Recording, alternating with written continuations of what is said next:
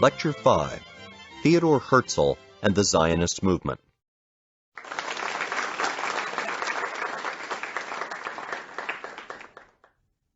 In the last lecture, I shifted focus back to the Jewish community, away from the Ottoman history that I've been discussing before. I want to continue that today and talk about the origins of the Zionist movement. Now, if you recall last time, we talked about the developments that took place in Europe that transformed the Jewish community of Europe at that time.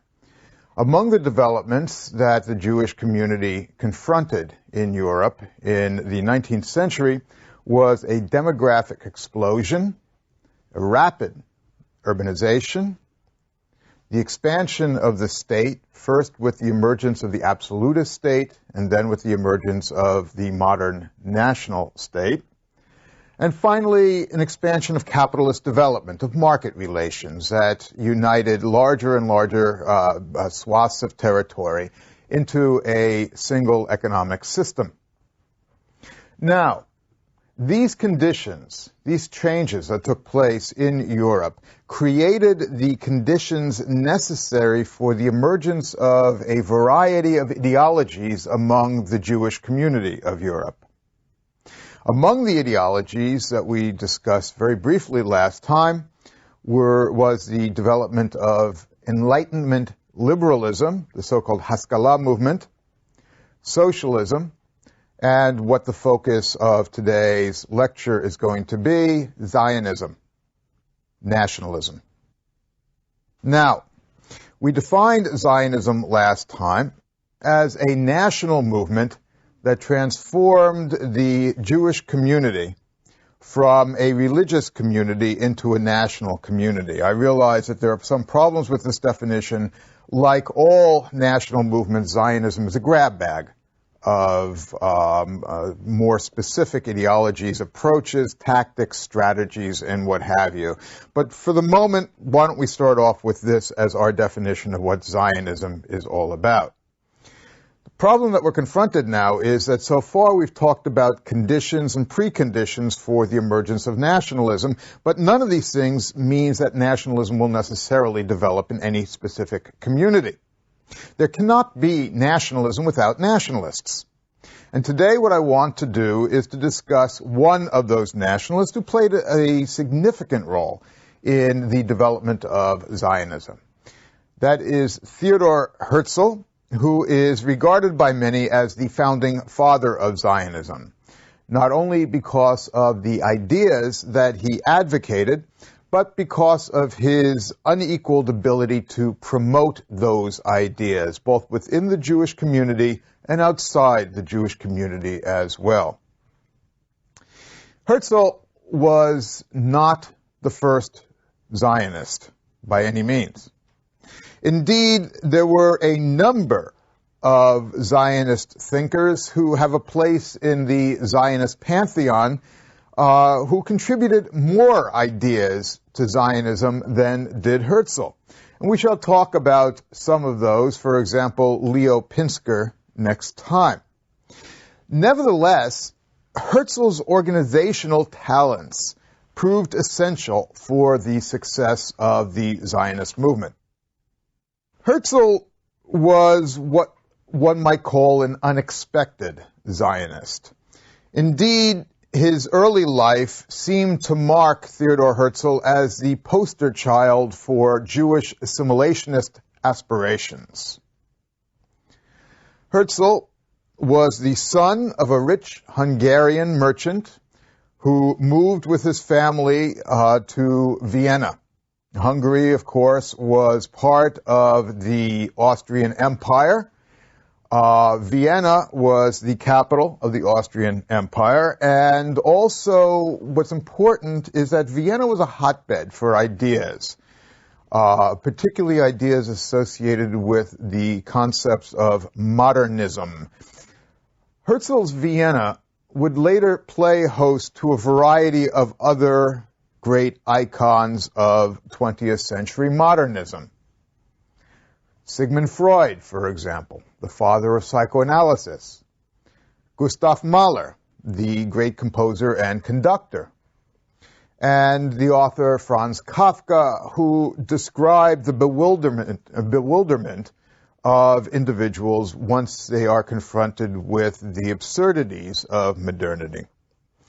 Herzel, Freud, Mahler, Kafka, all were assimilated Jews whom we identify with the modern age. Herzel's contribution to this pantheon was his ability to synthesize a nationalist ideology out of the bric-a-brac of ideas that he found around him. And after all, what could be more modern than taking a religious community and rethinking it as a national community, which is exactly what the Zionists did. Let me explain a bit about this before we move on. Nationalisms, like Zionism, are relatively new phenomena in world history.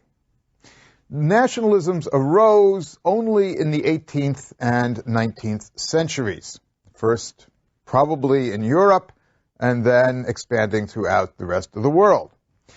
Every nationalism attempts to represent its own people, who has a claim, according to the nationalism, to uniqueness. But all nationalisms share certain common characteristics. All nationalisms are based on 5 assumptions. First of all nationalisms assume that all of humanity is naturally divided into a series of unified societies which possess a unique identity. And each one of these unified societies is called a nation. Number 2, all nationalisms assume that nations can be identified by certain characteristics that all members of that nation hold in common. These characteristics, as I said before, mark those nations as distinct. It might be a common religion. It might be a common language. It might be just a common history. All nationalisms assume that the only type of government that can promote the common interests of the people who belong to the nation is a national self-government.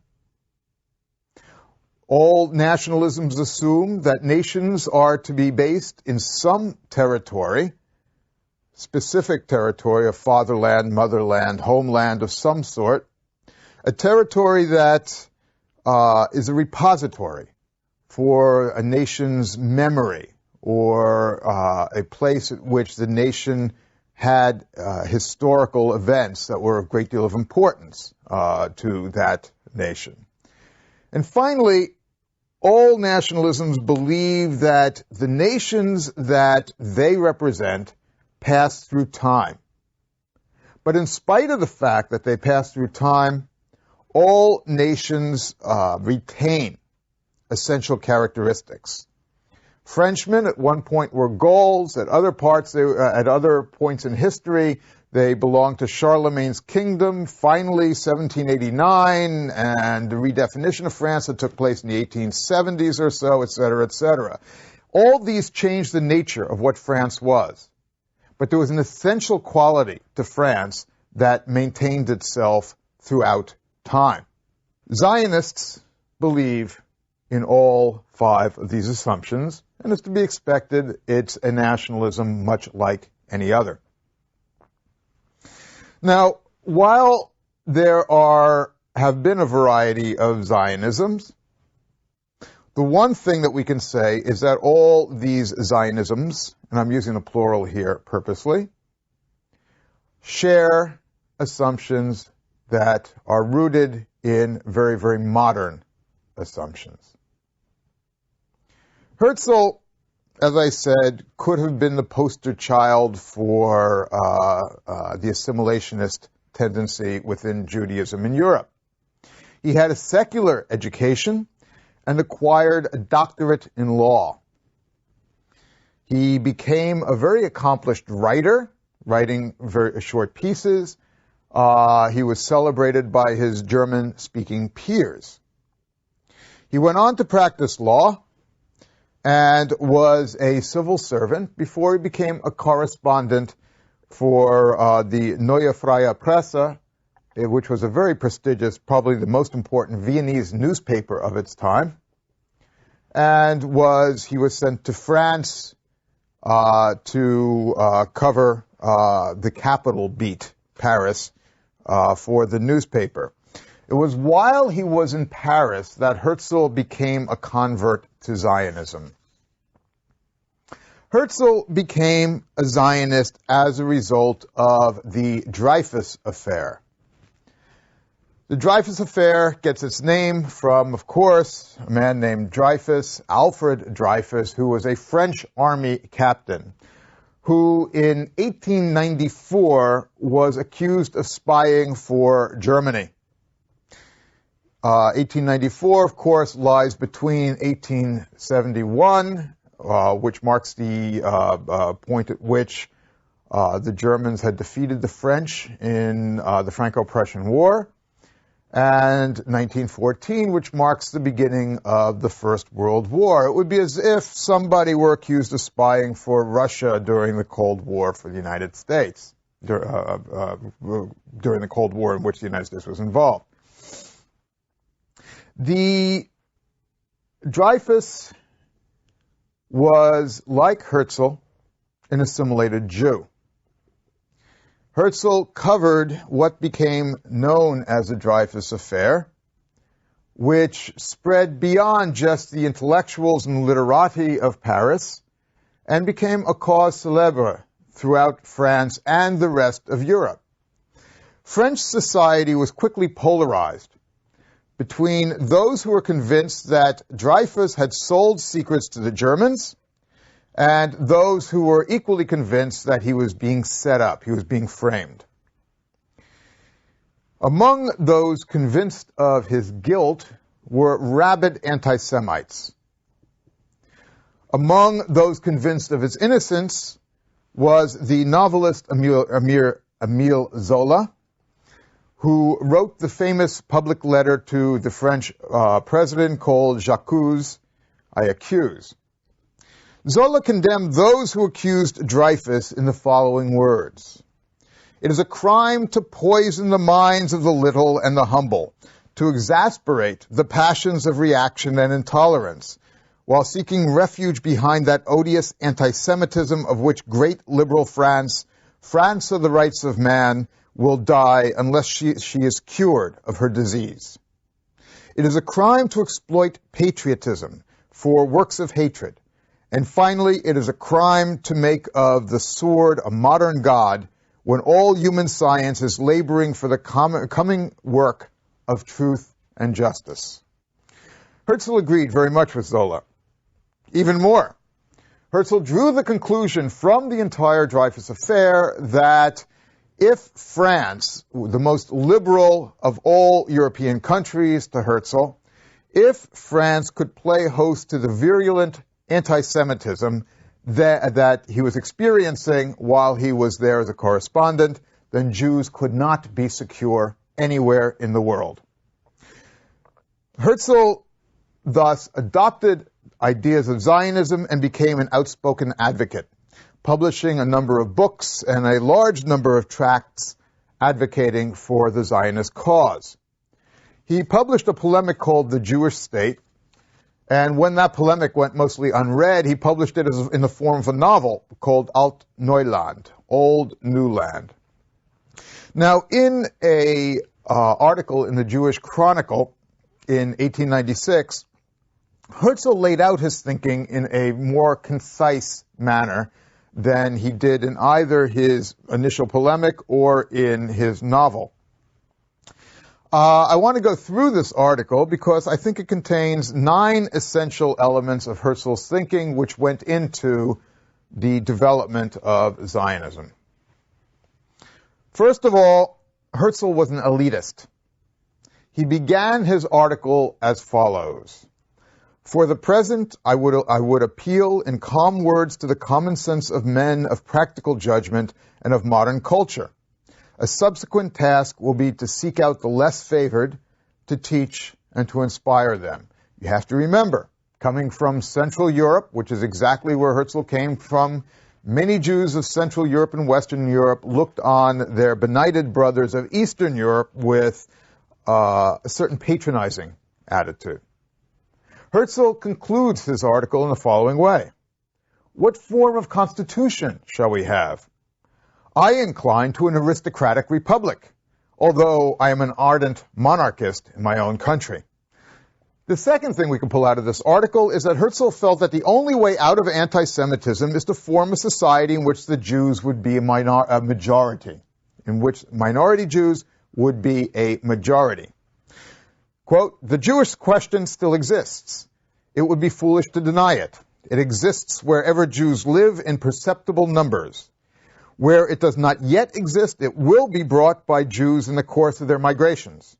We naturally move to those places where we are not persecuted, and there our presence soon produces persecution.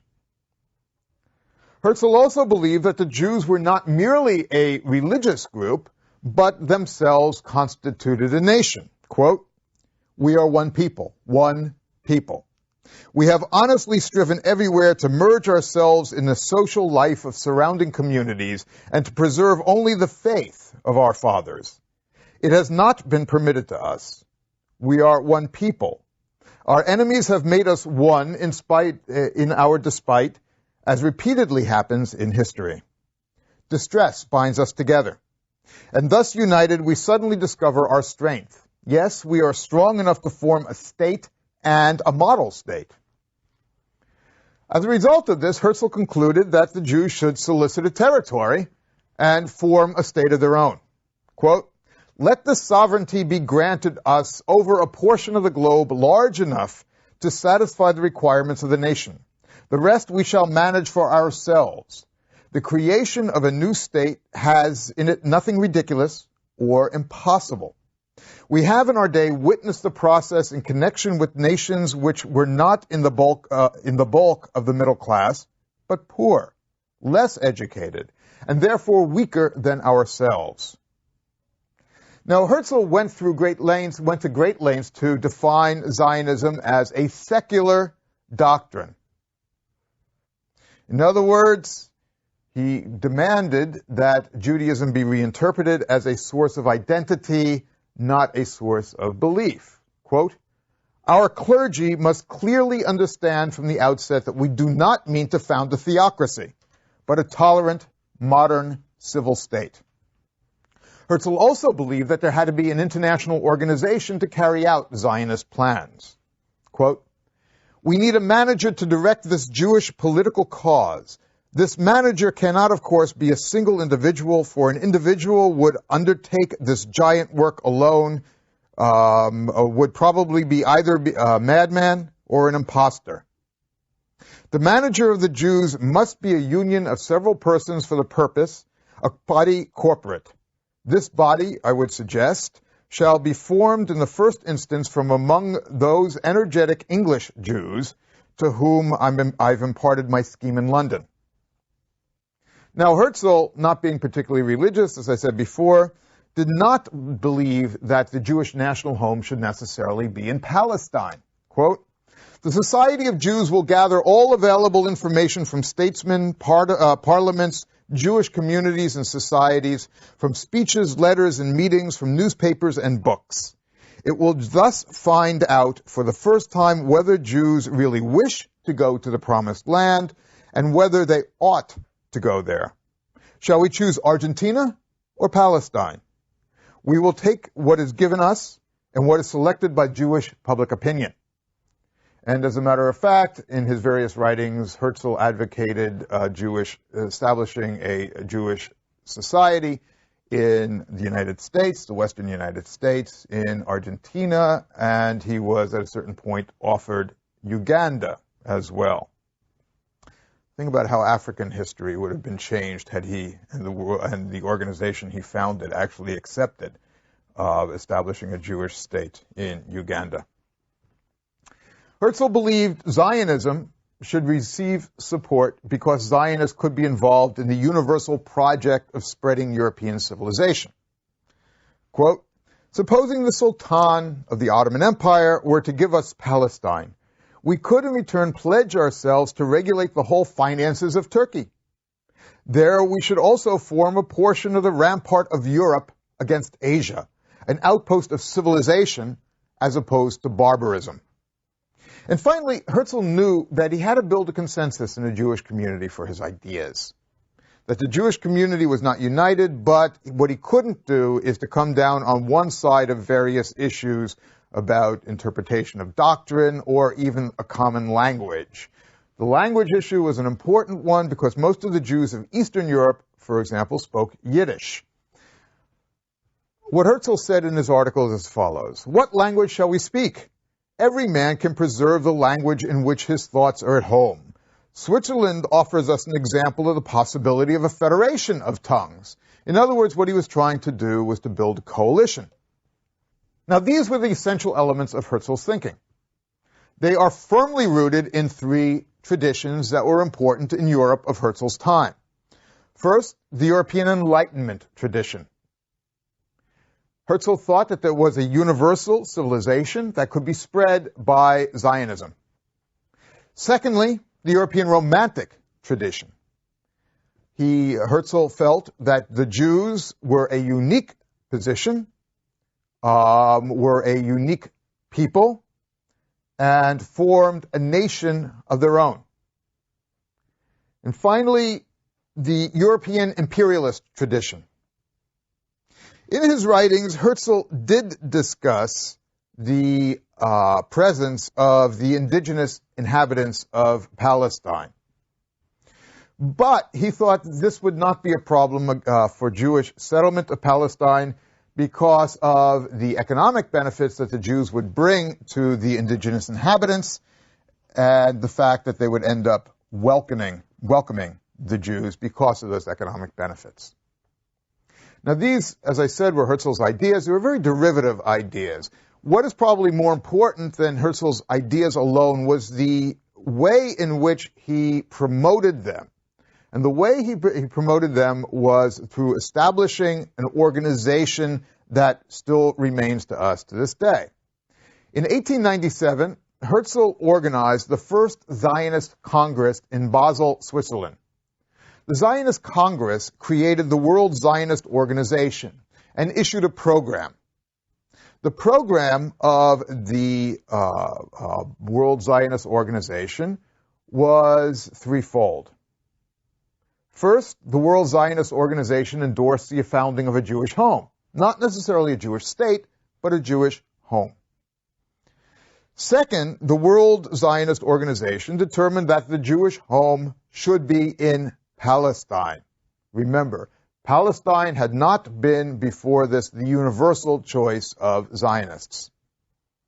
Third, the World Zionist Organization determined that a Jewish home should be obtained through diplomacy. Now, the World Zionist Organization became the premier organization working for the Zionist cause. It was a coalition. In other words, it included advocates of a variety of Zionist ideologies. And it included Western European Jews as well as Eastern European Jews.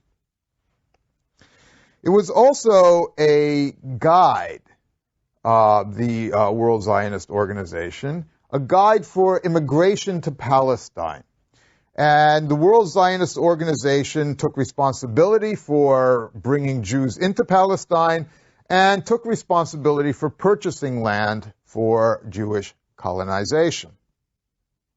Now, in spite of the fact that Herzel and the World Zionist Organization attempted to found an organization that would bring together all elements of the Jewish community around the Zionist idea. In spite of this, the Basel program did not receive the universal approval of the Jewish community. Indeed, Herzel had intended to found the World Zionist Organization in Munich, Germany. But he was forced to change venue when the German Union of Rabbis circulated a letter of protest. Quote, "The efforts of the so-called Zionists to create a Jewish national state in Palestine are antagonistic to the messianic promises of Judaism as contained in Holy Writ and in later religious sources. Judaism obliges its followers to serve the country to which they belong with utmost devotion, and to further its interest with their whole heart and all their strength." I think there are two elements of this that are worth underscoring. Number one, the idea that the rabbis were objecting to this reinterpretation of Jewish doctrine, that what was being done, as I said, was the transformation of a religion into a nationalist ideology. They objected strongly to that. Secondly, they were also wary of anti-Semitism in Europe, and so therefore they once again pledged the commitment of the Jewish community of Europe in the various states that had been divided to support those various states. German Jews should support Germany, French Jews should support France, English Jews should support England. The German rabbis did leave the door open for the establishment of agricultural colonies in Palestine, but wanted to make sure that these colonies were not intended as the first step toward a state. By the way, this is the first time I've dropped the word colony in this lecture series. I'm going to be using it, in part because this is the words that these people use themselves, but in the next lecture, I shall be discussing the relationship of Zionism, colonialism, and imperialism. Herzel devoted the remainder of his life to the sort of diplomatic activity advocated by the First Zionist Congress. Herzel met with foreign leaders of all sorts, from Bismarck to the Ottoman Sultan Abdulhamid II. He was, of course, meeting with them to convince them to support Jewish immigration into Palestine. He, as I said before, received from the liberal imperialist Joseph Chamberlain, who was the British colonial secretary, he received the offer of Uganda as a home for the Jewish people. This, of course, was turned down by the World Zionist Organization. Over time, Herzel became so closely identified with the early Zionist movement that his life and works have played a central role in Zionist iconography. As early as 1903, Herzel's bust could be found on cigarette boxes, tea kettles, pocket watches, wall carpets, ashtrays, pencils, and decorative lamps throughout Europe. Herzel also gave his name to Herzliya, which is a suburb of Tel Aviv, and to hundreds of streets throughout Israel. This was part of the redesignation of sites that I mentioned in the first lecture. A redesignation of sites that was meant, of course, to superimpose a national claim on a geographic territory. But perhaps most effectively, Herzel became a national symbol of Israel. In part, this came about through his reinterment in Israeli soil, his reburial in Israeli soil. Herzel was originally buried in Vienna. From the 1930s on, Zionists supported the idea of bringing Herzel's body back to Palestine. In 1935, a committee appointed by the leaders of the World Zionist Organization concluded that, quote, Herzel's last resting place should be in Jerusalem, the capital of Palestine, and that furthermore, both national sentiment and the political, national, and historical moment make Jerusalem the only choice. Now, the choice of Jerusalem was clear. It would symbolically link the Zionist movement with the ancient city that many Zionists wished to see as the capital of a future Jewish state. In August of 1949, therefore, Herzel was reburied on a hill redesignated Mount Herzl in the first state funeral in Israeli history. Representatives of 12 Zionist settlements poured bags of earth from their settlements into the open grave. This, of course, symbolized two things. Number one, 12 was the number of the original tribes of Jews in Palestine. What the Zionists were attempting to do was to establish their historical link to those 12 tribes that settled in Palestine and were important for the biblical kingdom of Palestine. The second thing they were trying to demonstrate is the unity of not only the population of Palestine around this symbol of Herzl, but also the unity of the land, of Herzl himself, and the realization of this unity through the Zionist movement.